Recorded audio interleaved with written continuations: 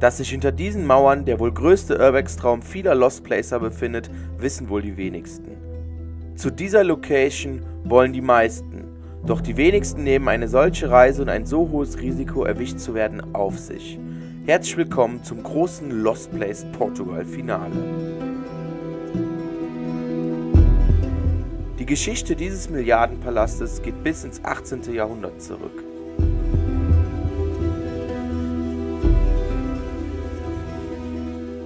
Hier lebte einst der reichste Mann Portugals mit seinen 9 Kindern und seiner wunderschönen Frau. Seit 2001 kam es vermehrt zu schweren Diebstählen und Vandalismus, bis dieser in 2022 seinen Höhepunkt erreichte und die Eingangshalle mit Graffiti beschmiert wurde.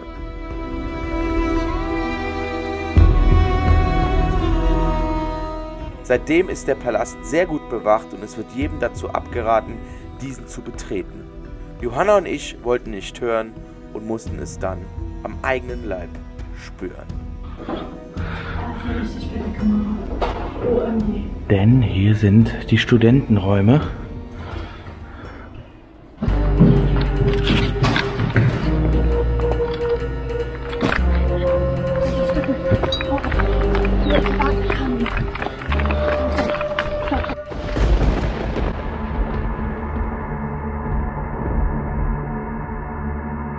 Hallo und herzlich willkommen zu einem neuen Lost Place Abenteuer auf meinem Kanal. Portugal ist bekannt für, in dem Land gibt es sehr viele Paläste und demnach gibt es halt auch ein paar verlassene Paläste in Portugal. Und heute wollen wir uns zusammen den wohl größten, verlassenen und atemberaubendsten Palast in Portugal anschauen. Viel Spaß mit dem Video. Es geht los, Leute. Der bekannteste Lost Place Portugals. Wir befinden uns jetzt am Parkplatz, haben ein riesiges Gebiet Dschungel vor uns, weil wir von hinten irgendwie an den Palast kommen müssen. Ihr hört die Sirenen gerade im Hintergrund. Das wird jetzt eine extrem krasse Nummer.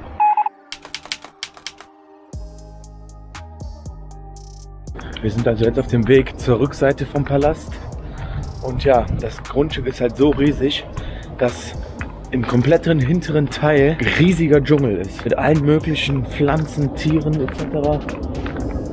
Da brauchst du schon fast eine Machete, um da durchzukommen. Und da müssen wir uns jetzt irgendwie durchkämpfen. Ihr seht hier den ganzen Wald. Und da hinten ist die Kuppel, wo wir hin müssen. Wunderschöner View hier mit der Bridge. Unheimlich schwierig hier den Zugang zu finden, Leute. Okay, Leute.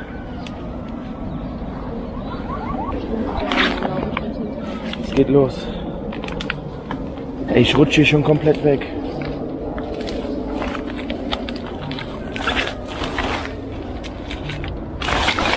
Ja, bin schon hingefallen. So. Hab mich schon komplett hingelatzt. Hier durch den Dschungel. Die Johanna ist da vorne. Das Problem ist, das sind alles Schrebergärten hier. Okay Leute, wir sind tatsächlich in irgendwelchen Schrebergärten hier gelandet.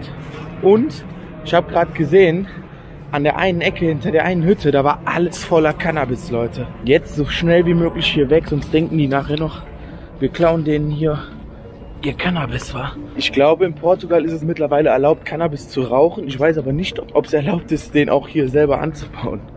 Auf jeden Fall richtig crazy gerade. Wir müssen uns jetzt irgendeinen neuen Weg suchen.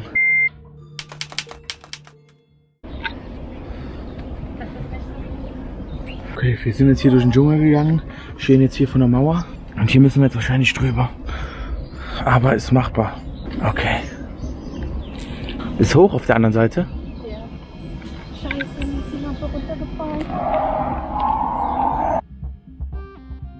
Das ist richtig hoch. Die Lampe runtergefallen. Okay, das ist wieder Action hier. Schau, wir müssen geradeaus auch noch über die Mauer.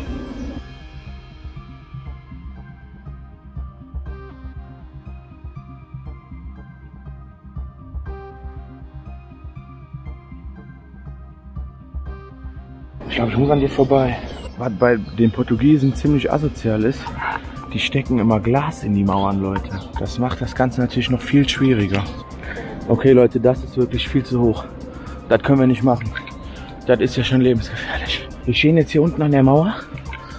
Und das meinte ich mit Dschungel, Leute. Guckt euch das an. Wir gehen jetzt an der Mauer entlang und hoffen, dass irgendwo es nicht so weit runter geht, wenn wir über die Mauer gehen. Alter Schwede. Das ist Dschungel, Leute. Guckt euch das mal an, die Palmen hier und so. Aber wir sehen hier tatsächlich einen kleinen Trampelpfad, dem wir folgen können. Okay, wir sind wieder an der Mauer.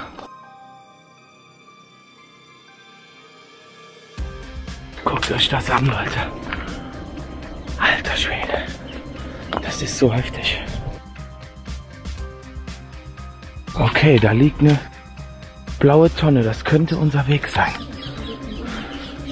Okay, ich glaube, hier geht's los. Sie hat's geschafft. Jetzt bin ich dran.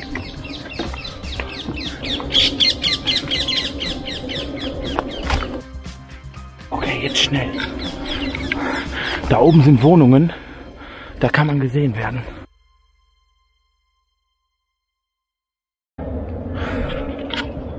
Leute, das ist so gefährlich.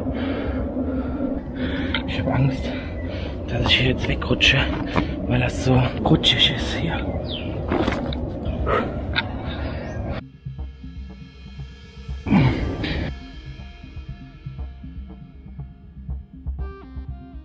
Ich muss mich hinsetzen. Okay. Ja, geschafft.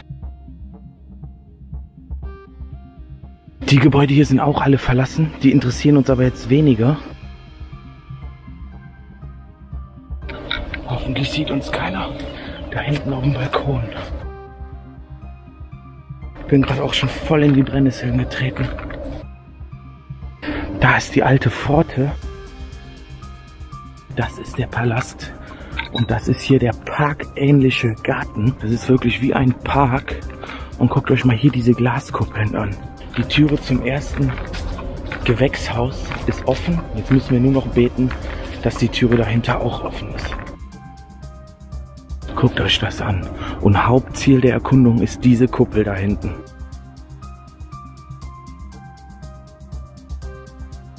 Trommelwirbel und drückt uns jetzt die Daumen.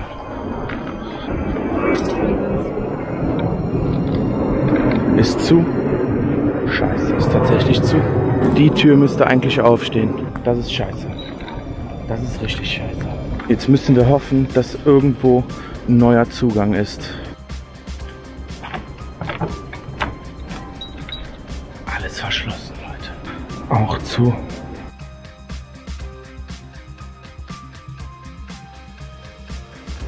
Okay, Leute, wir haben was gefunden. Du bekommst da nicht durch. Ich kann es probieren. Ich gehe ein bisschen hier hinten vor. Nein, sonst kann der Krantyp mich doch sehen. Probier's mal.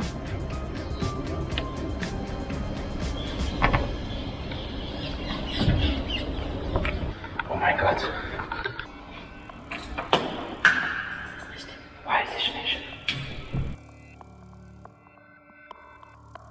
Jetzt müssen wir hoffen, dass das kein Nebengebäude ist, dass es in den Palast geht. Das ist das Gebäude, wo die Bauarbeiten drin sind. Das ist die Küche.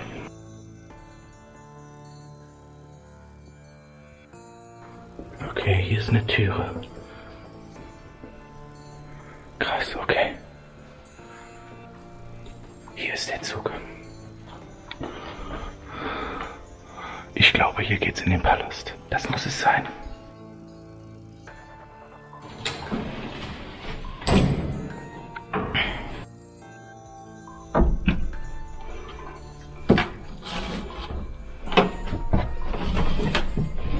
Ich komme hier nicht rein. Doch, du schaffst das. Mal versuch mal seitlich. Pass auf. Achtung, aua, was ist das? Eine Metallleiste. Okay. Und jetzt müssen wir hoffen, dass es weitergeht. Okay. Wo ist... Oh mein Gott, Leute.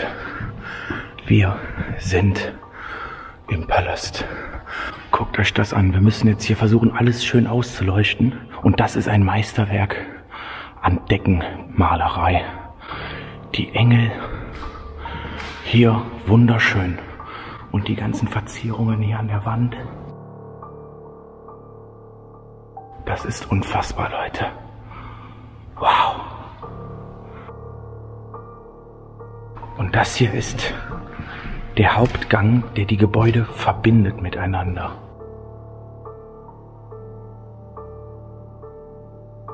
Hier so ein kleiner Nebenraum, da steht noch ein alter Computer. Aber guckt euch das mal an. Die Fensterfront hier, 5 Stück an der Zahl. Hier, die ganzen Blumen sind alle schon verwelkt. Und ihr könnt euch das jetzt vorstellen, hier standen mal mega schöne Blumen, Vasen, Statuen, Skulpturen. Alles, was das Herz begehrt. Und auch hier hing überall mal ein Kronleuchter in jeder Nische. Und auch hier wieder die aufwendigen Deckenverzierungen. Und wir sind am Highlight der Location. Empfangen durch diese riesige Eingangshalle mit einer extrem aufwendig hergestellten Decke, Holz geschnitzt, dann mit einer Glasverarbeitung. Da hing auch mal ein riesen Kronleuchter, eine grüne Tapete. Und jetzt müsst ihr euch festhalten, Leute. Das ist das Highlight. Guckt euch das einmal an und genießt. OMG. Heilige Scheiße. Wow. Es ist wirklich einmalig, Leute.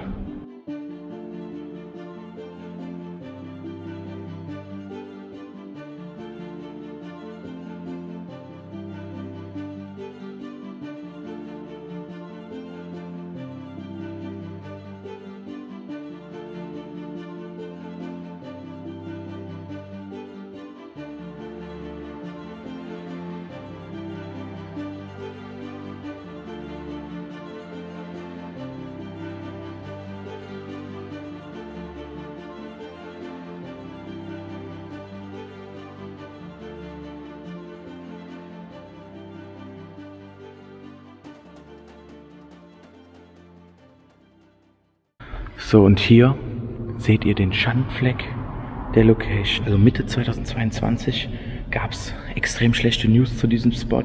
Die ersten Schmierereien, nenne ich es jetzt ganz bewusst, sind hier aufgetaucht, weil so eine Eingangshalle hier gehört nicht beschmiert. Das geht gar nicht. Das ist das allerletzte. Fing quasi schon 2021 mit den schlechten Nachrichten um den Palast an, denn 2021 haben irgendwelche Diebe die Wandteppiche rausgerissen, die seit über 200 Jahren an Ort und Stelle hingen, rausgerissen, geklaut, verkauft oder sonst was. Ja, 2022 ging es dann weiter mit den schlechten Nachrichten. Ja, demnach werden die Sicherheitsvorkehrungen auch immer krasser, weil wir haben ja gesehen, die Tür, die immer offen stand, stand schon zu. Ja, die Leute finden irgendwie einen anderen Weg, aber das ist einfach nur traurig, Leute. Und guckt euch das mal an, Leute. Was für eine Schande. Das ist doch wirklich zum Kotzen, Leute. Genauso wie auf der Seite und sogar hier in der Mitte. So, und das ist das. Wenn ein Blöder anfängt, dann ja, ziehen die anderen nach. Es ist auf jeden Fall mega aufregend, dass wir jetzt hier in diesem Palast stehen. Das ist wirklich der Urbex Dream of Portugal. Das ist wirklich der begehrteste Spot, wo alle hinwollen. Es haben auf jeden Fall bisher noch nicht so viele Deutsche es geschafft, hier hinzukommen. Und krasse ist halt auch an diesem Palast, dass der auch eine richtig krasse Geschichte hat. Denn der Palast wurde 1701 bis 1730 errichtet, war dann am Anfang eine Sommerresidenz für Bischöfe etc. und ging dann später tatsächlich in Privatbesitz über. Gehörte einem gewissen Enrique und seiner Frau Maria, und dieser Enrique war zu dem Zeitpunkt der reichste Mann Portugals. Und der hat hier wirklich mit seiner Familie gelebt, hatte insgesamt 9 Kinder, und diese 9 Kinder waren tatsächlich alles Söhne, 9 männliche Söhne. Und ja, die lebten hier dann wirklich zu der Zeitpunkt in Saus und Braus. Dann würde ich sagen, geht es jetzt erstmal weiter mit der Erkundung, und dann haben wir noch ein paar Eckdaten zu dem Palast. So Leute, hier haben wir jetzt ein paar Bilder, wie der Palast früher mal aussah. Und das hier sind die Wandteppiche, von denen ich gesprochen habe, die geklaut worden sind. Jetzt könnt ihr euch die ganzen Möbelstücke hier in den Räumlichkeiten mal vorstellen. Ihr seht hier die aufwendig hergestellten Decken etc. Hier stehen auch riesige Vasen. Hier haben wir diesen langen Gang, der gerade hier zu sehen ist. So sah dieser mal früher aus. Ich dachte erst, das wäre ein Galgen zum Aufhängen. Dann geht es hier in den nächsten Raum. Und auch hier wieder wurde extrem viel Wert auf eine wunderschöne Decke gegeben.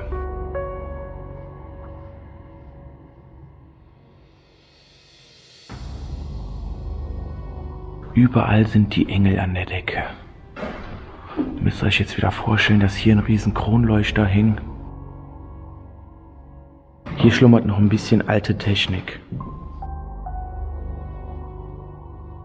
Das hier sind jetzt diverse Computer, denn nachdem Enrique starb, gab es einen riesen Streit über das Erbe. Dazu erzähle ich euch gleich auf jeden Fall mehr. Aber nachdem die Familie hier den kompletten Palast aufgegeben haben, war hier eine Universität drin. Ja, diverse Doktortitel wurden hier erworben, und das sind wahrscheinlich noch die Überreste aus der Zeit der Universität. Denn der Palast ist erst seit 12 Jahren jetzt ungefähr verlassen. Und hier braucht man, denke ich, nicht mehr viel zu sagen.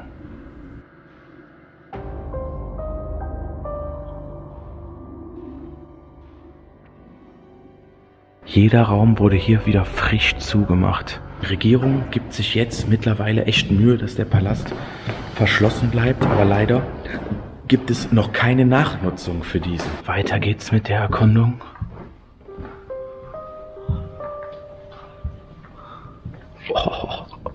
Okay, jetzt sind wir in dem Raum mit den Teppichen. Denn hier links in den Nischen und rechts waren überall wunderschöne Wandteppiche, die uralt waren, und diese sind 2021 geklaut worden.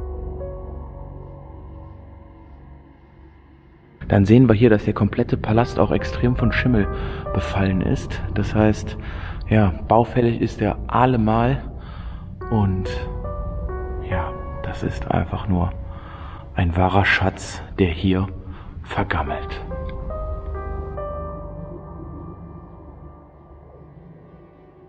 Und dieser lange Raum geht direkt über in den nächsten Raum. Auch wenn der Palast weitgehend leer ist, überzeugt dieser hier wirklich einfach von der Architektur, von der Innenarchitektur, von der Deckenbemalung, von den Stuckarbeiten etc. Das ist einfach nur ein Traum. Und selbst in so kleineren Räumen hat man sich nicht lumpen lassen und hat sich auch hier Mühe bei der Decke gegeben. Da hinten steht noch ein kleiner Tresor.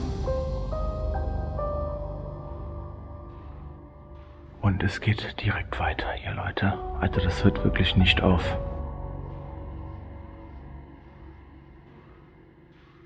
Jetzt kommen wir in einen ganz besonderen Raum des Hauses. Wir befinden uns nun in der Bibliothek.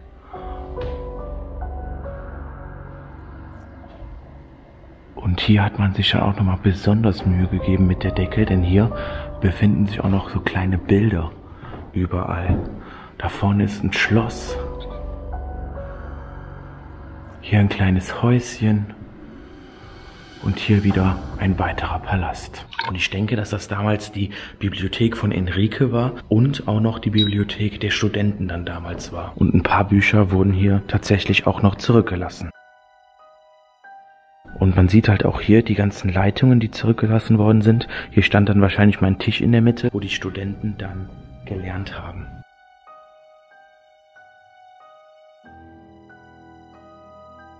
Hier sind wir jetzt im ersten längeren Flur angekommen.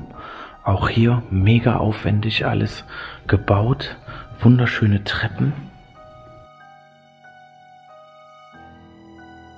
Mit einer wunderschönen Decke wieder. Und guckt euch diese schöne Treppe nach oben einmal an.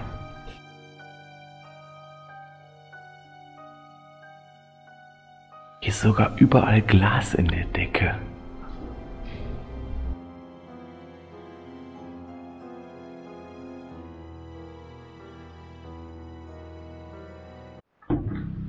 Auf geht's hier nach oben.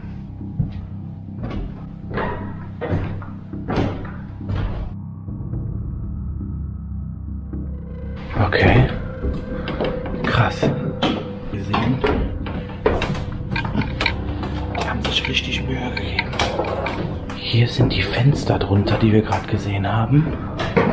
Die Johanna geht schon vor. Und jetzt werden wir wohl einer der spektakulärsten Treppenaufgänge sehen, die die Menschheit je konstruiert hat.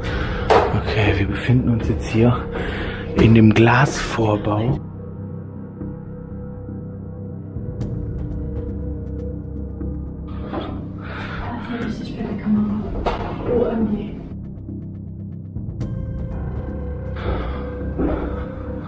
Und auch hier haben sie tatsächlich alles zugemacht. Das ist doch jetzt nicht wahr. Scheiße. OMG. Wir haben leider keine Chance, zu dieser krassen Treppe zu gelangen. Die geht nämlich nochmal oberhalb der Kuppel weiter.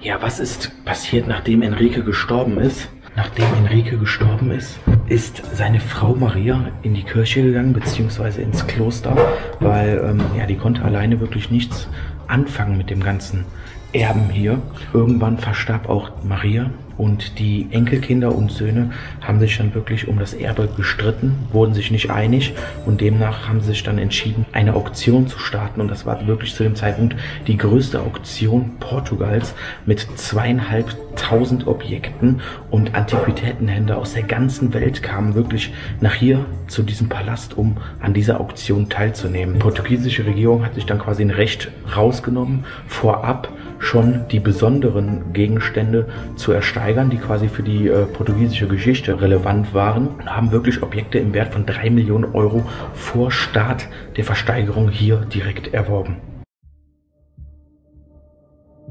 Die Treppe wäre wirklich ein Top-Spot hier noch gewesen in der Location. Es soll noch ein Theater geben. Das ist aber auf der anderen Seite des Gebäudes. Wir haben eben gesehen, dass da eine Scheibe eingeworfen war. Wir probieren jetzt irgendwie noch in dieses Theater zu kommen.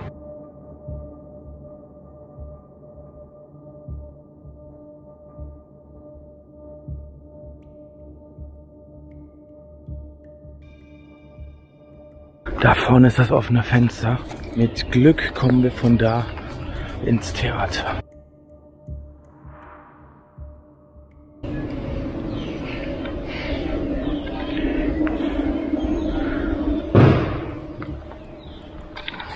So, und ich sehe schon, der Kreis schließt sich, denn hier sind die Studentenräume.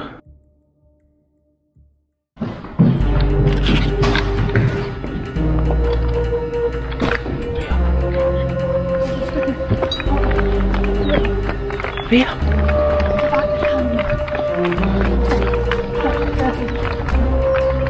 Wer?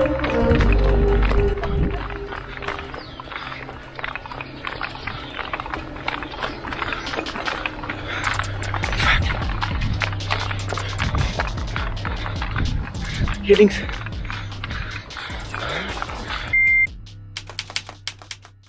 So, So, wir hängen wieder hier oben an der Mauer. Uns ist irgendwie keiner hinterhergekommen. Wir haben keine Ahnung, was das war. Es gibt nur 2 Optionen, Sicherheitsdienst im Gebäude oder andere Urbexer. Wir sind jetzt drauf und dran, da nochmal hinzugehen, aber werden es wahrscheinlich sein lassen, weil das ist unser letzter Spot der Portugal-Reise. Und jetzt noch so viel zu riskieren, ist, glaube ich, ein bisschen übel. Dann würde ich sagen, beenden wir jetzt hier das Video. Ich bedanke mich riesig fürs Zusehen. Würde mich mega über ein Like, Kommentar und ein Abo freuen. Und wir waren leider wirklich zu spät für den Palast. Und dann hoffe ich, dass wir uns dann im nächsten Lost Place Abenteuer wiedersehen. Haut rein, bleibt gesund und ciao.